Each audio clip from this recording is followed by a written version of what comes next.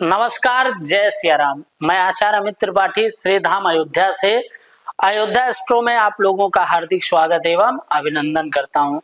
बंधु, हाजिर हूं आज आप लोगों के सामने एक नया विषय लेकर के। आज हम लोग बात करने वाले हैं कर्क राशि के जातकों के लिए साल 2026 कैसा रहेगा। तो बंधु, कर्क राशि जल तत्व की राशि है और जिसके देवता स्वामी माने जाते हैं चंद्र देवता। चंद्र देवता को मन का कारक ग्रह माना जाता है। जिन जातकों की कर्क राशि है अथवा कर्क लग्न है तो उन राशि के जातकों के ऊपर चंद्रमा का विशेष प्रभाव रहता है।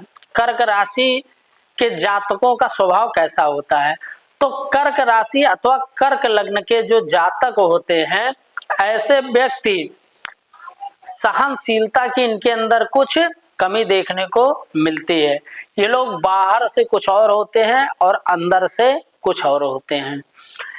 ये लोग थोड़ा स्वाभिमानी टाइप के होते हैं। जैसे इनके सामने आप किसी और को इम्पोर्टेंस दें तो ये इनको बर्दाश्त नहीं होता।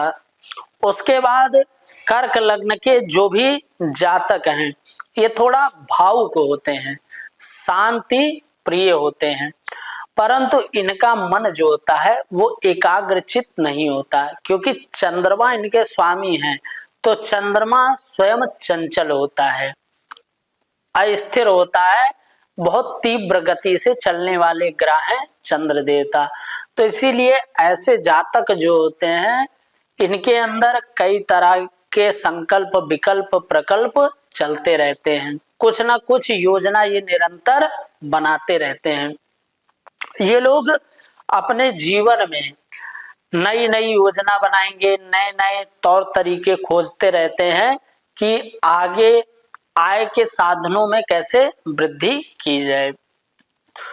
और सबसे विशेष बात तो होती है कर्क राशि के जातकों को कि ये लोग जल्दी जल्दा अगर इन्हें कोई एक बार आहत कर दे, इन्हें इम्पोर्टेंस ना दे तो फिर उससे नाराज बहुत जल्दी होते हैं। तो इस तरीके का होता है कुछ कर्क राशि के जातकों का स्वभाव। अब आइए बंधुओं बात करते हैं कर्क राशि के जातकों के लिए साल 2026 कैसा रहने वाला है, इसी पे विस्तार पूर्वक बात करेंगे। तो शनि इस वर्ष कर्क राशि के जातकों की कुंडली में वर्ष पर्यंत भाग्य भाव यानी नवम भाव में विराजमान रहेंगे। तो ऐसे लोगों की भाग्य इस वर्ष गति पकड़ेगी। काम काज में नए नए अवसर इन्हें प्राप्त होंगे। समय रहते इन लोगों को चाहिए कि इन शुभ अवसरों का लाभ उठाएं। व्यापार में विस्तार की योजना गति पकड़ सकती है। कहीं का अटका हुआ पैसा इन लोगों को प्राप्त हो सकता है। देखिए, पैसा इन लोगों के पास इस वर्ष जितनी तीव्रता से आएगा उतनी तीव्रता से ही खर्च के योग भी बन रहे हैं।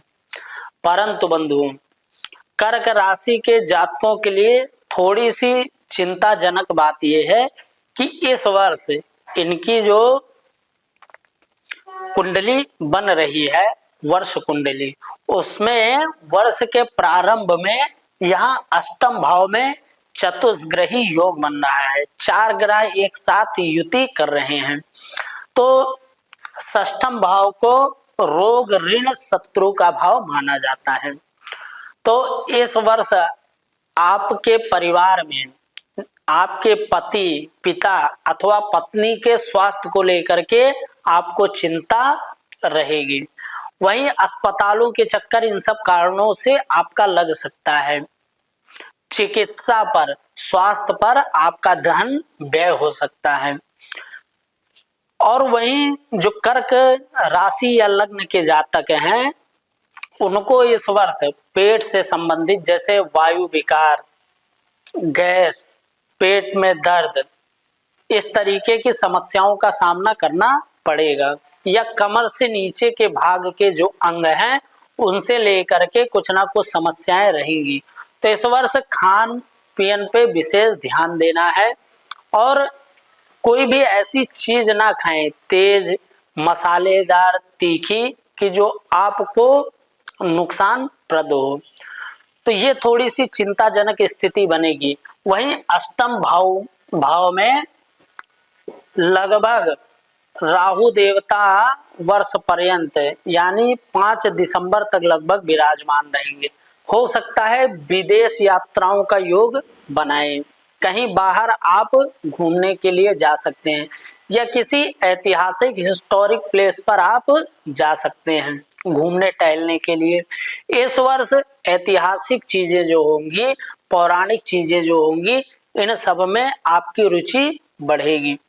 वहीं यहाँ पर बैठ करके राहु देवता अपनी सप्तम दृष्टि द्वितीय भाव पर डाल रहे हैं, तो द्वितीय भाव को वाणी का भाव भी माना जाता है, वहीं स्थिर संपत्ति का भाव भी माना जाता है। तो इस वर्ष हो सकता है आप लोग कोई नया मकान ले अथवा जमीन इत्यादि खरीदने के योग बनते हुए दिखाई पड़ रहे हैं, पर किसी न किसी कारण से छोटे भाई बहनों के साथ आपके संबंध बिगड़ भी सकते हैं। तो वाणी पर विशेष नियंत्रण रखना है और भाई बहनों के साथ आपको संबंध मजबूत करके रखना है।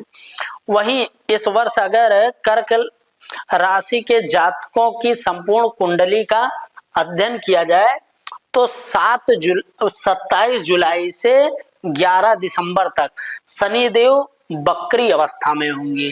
तो इस कालखंड के दौरान आपको धन हानि का योग भी बनता हुआ दिखाई पड़ रहा है। वहीं देव गुरु बृहस्पति व्यय भाव में विराजमान है, तो फिजूल खर्ची से बचने की आवश्यकता है। इस वर्ष धन तो आपके पास खूब आएगा, लेकिन कहीं ना कहीं फिजूल का खर्च भी होता रहेगा। और वही बात की जाए अगर कर्क राशि के विद्यार्थियों की, तो कर्क राशि के विद्यार्थियों के लिए यह वर्ष लगभग मिला जुला परिणाम प्रदान कराने वाला है। कर्क राशि के जो जातक हैं, अगर ये लोग सेना के लिए, आर्मी के लिए, सिविल सर्विस की तैयारी कर रहे हैं, तो ऐसे जातकों के लिए यह वर्ष अच्छा हो सकता है, क्योंकि जो इनके पंचम भाव के स्वामी और दसम भाव के स्वामी मेष और वृश्चिक के स्वामी बन रहे हैं मंगल देवता। तो मंगल देवता इस वर्ष ऐसे विद्यार्थियों को इन क्षेत्र में सफलता प्रदान कराने वाले सिद्ध हो सकते हैं। तो कर्क राशि के जातकों का जो प्रेम संबंध रहेगा वो इस वर्ष मिला जुला परिणाम प्रदान कराने वाला होगा, और कहीं ना कहीं प्रेमी से या पार्टनर के भाग्य से भी आपकी भाग्य उन्नति हो सकती है, क्योंकि सप्तम भाव को पार्टनर का भाव माना जाता है। और यहाँ पे बन रही है मकर राशि। मकर राशि के स्वामी होते हैं शनि देवता, जो जाकर के आपके भाग्य भाव में बैठ रहे हैं। तो आपके जीवन साथी या पार्टनर के भाग्य से भी आपकी भाग्य वृद्धि हो सकती है और इनसे भी आपको अच्छा लाभ देखने को मिल सकता है। अब वो कौन सा उपाय है जो इस वर्ष कर्क राशि के जातकों को करना है?